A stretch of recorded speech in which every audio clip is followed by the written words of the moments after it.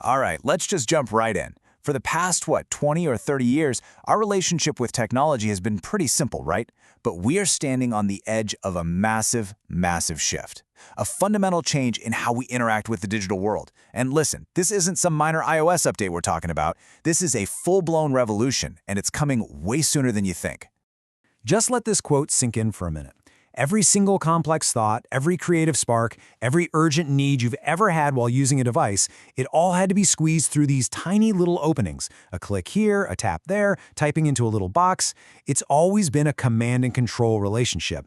We have to tell the machine exactly what to do using its own rigid language. Yeah, that model, it's officially broken. It's just not cutting it anymore. Our world has gotten way too complex. Our needs are constantly changing, and you know what? Our technology is finally getting smart enough to keep up. So the old way of doing things, designing these static, one-size-fits-all screens, is rapidly becoming a relic of the past.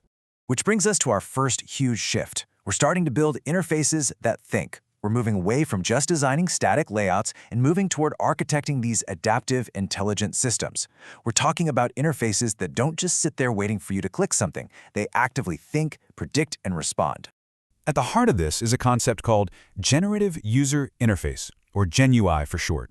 So instead of a designer having to create like 1,000 different screens to cover every possible situation, they now define a set of rules, some constraints, and a few key goals. And then, an AI generates the perfect interface for you in that exact moment.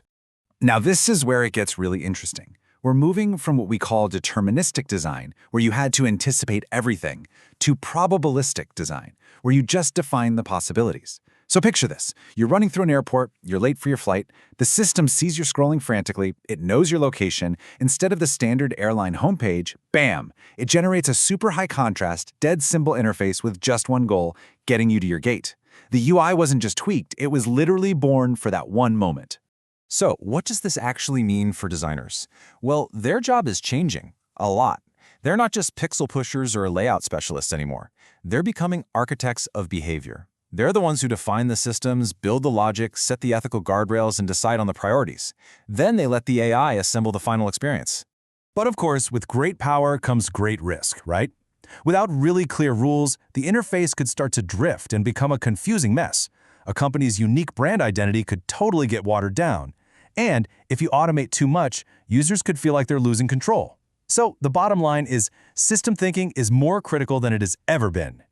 Okay, let's keep going, because this whole revolution doesn't just stop at the flat screen. No way. The next huge leap is all about designing in real space. Our interactions are literally breaking free from the 2D plane and exploding into the physical world all around us.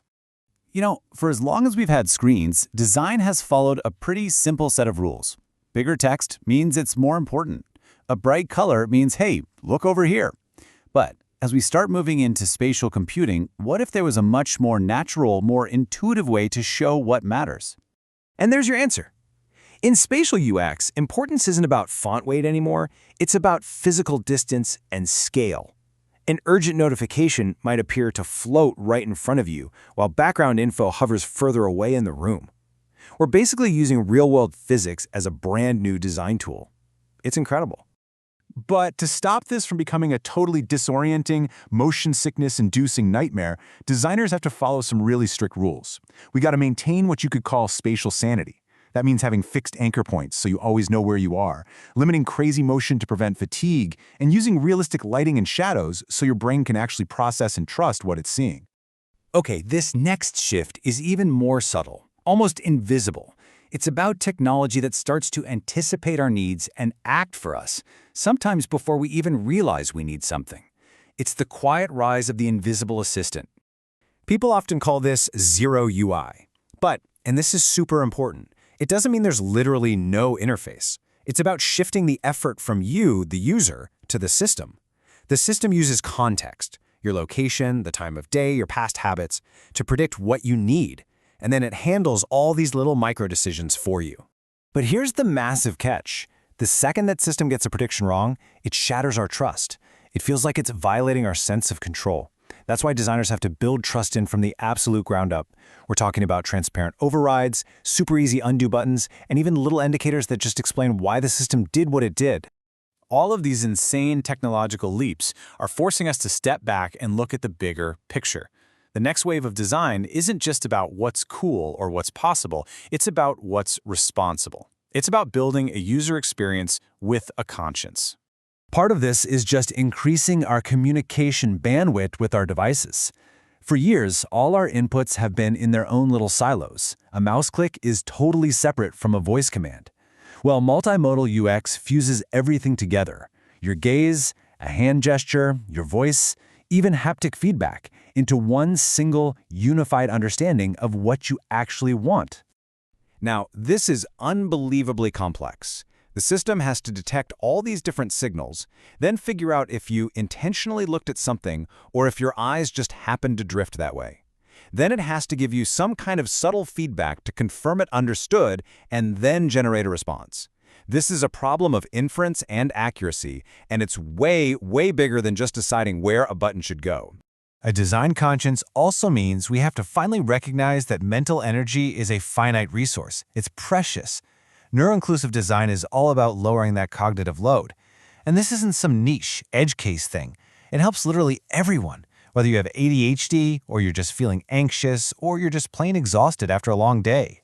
I really want to pause on this because this is so important. Clarity is not about some trendy minimalist look. It's about creating a sense of cognitive safety. It's about making a space where users feel confident, they feel in control, and they don't feel overwhelmed. And finally, a UX with a conscience actually has to understand its impact on the planet. Every image, every line of code, every little animation, it all consumes energy. Sustainable UX is about what you could call digital weight management. It's designing lean, efficient products that cut down on data transfer and processing power. Suddenly, performance isn't just a technical spec, it's an ethical one. So when you take all of these different threads, the generative UI, the spatial UX, the zero UI, this new conscientious design, and you weave them all together, what do you actually get? You get a brand new job title for the designer of the future. The change is really this dramatic. We are moving beyond the role of the interface designer and into the new role of the trust engineer. The job is no longer primarily about making what the user sees look good, it's about architecting systems that the user can fundamentally rely on. And this new mandate, it requires a completely different way of thinking. It means you're auditing for the user's ultimate goal, not just fighting about the placement of a button. It means you design the rules and constraints of the system before you even think about a single component. It's about treating a user's attention like the precious finite resource it is. It's about engineering clear escape hatches and recovery paths so people always feel in control. And yeah, it's about optimizing for efficiency everywhere, because performance is now a core ethical responsibility. Look, we're not getting rid of interfaces. We're building systems that understand us before they even respond. This shift, it's not coming, it's already started. So the real question we have to ask ourselves isn't if UX is going to change, it's whether we are going to be the ones to intentionally shape these incredibly powerful new systems, or if we're just going to sit back and allow them to shape us.